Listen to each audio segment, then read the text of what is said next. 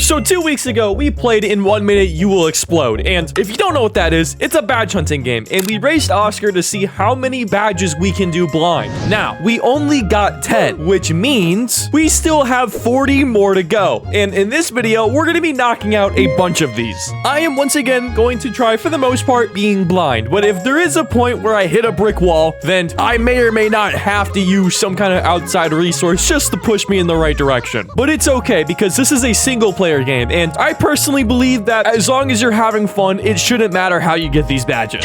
So kick back, relax, because today we are grinding. Now, first things first, there is a badge that I didn't get last video that I know how to get, and that is Cryostasis. And the way we get Cryostasis is we need to use the cannon with the cannonball and shoot it at that little floating island. Now, unfortunately, moving the cannonball is like hell on earth, and this did take me a few attempts. But once you shoot the cannonball at the island, a blue key will be revealed, and then if you jump behind that blue key, there is a portal that you can enter which will take you to like this dark realm. Simply walk over to the crib, put the key in, and then enter the cryostasis chamber. And now after this point, I enter something that we call the badge drought, where for the next 30 minutes, I decide that I'm not going to look at any piece of information, and I'm just going to try figuring this out myself. And one of the first things I saw was Glass Man, which I assume meant light yourself on fire and then hop into the quicksand. But once again, I couldn't figure it out, so I ended up setting my sights on something different, a badge called Pyromaniac. Now, this one really needs no context because it literally says in the badge description, burn all the trees on the island, set every tree on fire. Is that possible? So I knew what I had to do. So I started by grabbing all of the speed orbs, and then once I grabbed all the speed orbs, I would light myself on fire and try lighting everything before I died. And I did this for quite a while, and I mean quite a while. I actually did it so long that I forgot to check the clovers, and when I was doing one of my runs, I realized I had gotten the 1 in 500 golden clover chance, and so I was running over to grab it, but I died right before I could touch it, meaning that I lost out on my 1 in 500 chance. The golden clover was right there. No, I didn't even realize. But it's cool. I didn't even want that badge anyway. That badge is for losers. And it turns out the method I was using for Pyromaniac wasn't really that good. 1, going after the speed orbs actually slow you down. And 2, I was lighting multiple parts of myself on fire when I only needed to light up one part.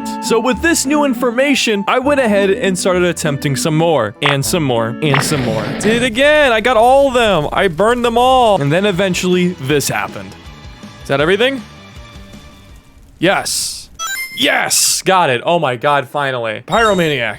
Whew. And now that we have Pyromaniac, I want to put my attention back onto the Glassman one because this one really was racking my brain. However, I was doing it right, except I have to light my entire body on fire before I can do it. And with that information, I was able to do it pretty easily. I would like to also mention at this point that I did have to search for some hints to understand how to do some things. So I would like to shout out Likes Extra because he has a 50-part playlist that shows you how to get every single badge. And I'm not gonna lie, I discovered a lot of stuff in this game that I had completely missed just because I was looking at some of the tutorials. And when I say I was looking at the tutorials, I don't mean I was following them thing for thing because that's not really any fun. However, I was using them to push me in the right direction just so I could get the ball rolling on some more badges. All right, I remember in last video I tried doing this, but it didn't work. But apparently, if you type God me, you can just do this, and then you could just run off the map. Ending name, thank you. Ran off the map, baby. Love to see it. And one of these things I discovered through his videos is the fact that there's a button on a tree right behind the clovers. And I have just missed this the entire time. There's a button on this tree? No way, there is. But I did what any reasonable person would do when they see a red button and I spam the shit out of it. And I got an ending.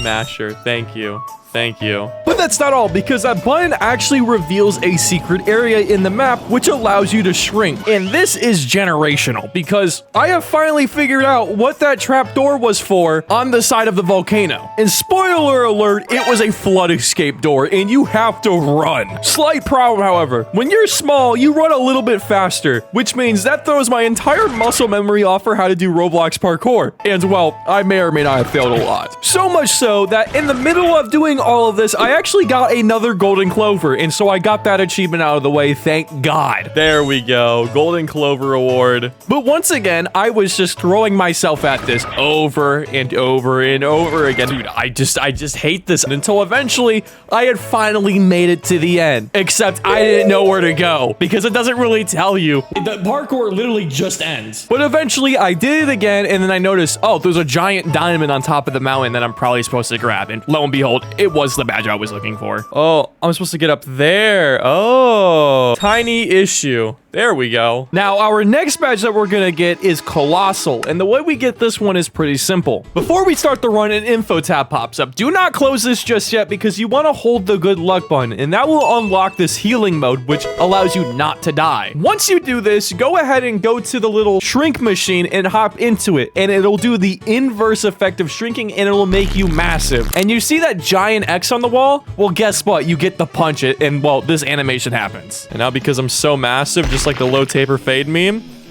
bada bing, bada boom. Oh, and he punched. Oh, that's just lovely.